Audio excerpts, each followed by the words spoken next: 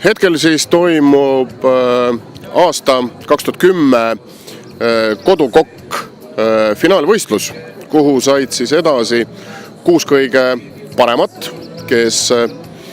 inimesed, kes olid teinud siis kodus retsepti, ette antud toorainest, tegid sellest pildi ja saatsid siis meie koduleheküljele. See on siis nii Oma Maitse, Atria ja Tallingile. Ja sealt siis valiti välja 6 kõige paremat, kes pääsesid tänaseks päevaks siis edasi finaalvõistlusele. Profikokkadel on võistlus ja austame siis ka sellega ju kodukokkasi, selleks, et kodus me ju süüa teeme, enamus inimestest siiski iga päev ja toome siis sealt välja ka parimad palad. Kodukokk 2010 on Erlis Söönberg.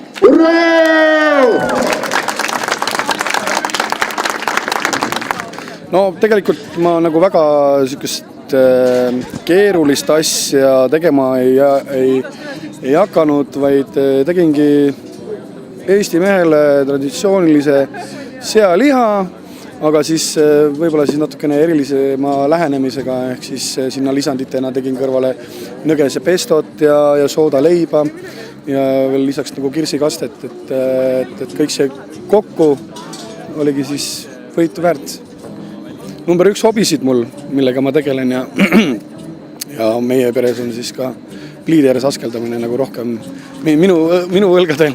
Kuna ma seda hea meelega teen, siis nii ta on. Ma juba siin väga pikka aega olen selle grillimisega tegelenud ja järgmine nädal grillfest. Samamoodi oleme oma väikese võistkonnaga väljas ja võistleme siis juba suuremas ringis.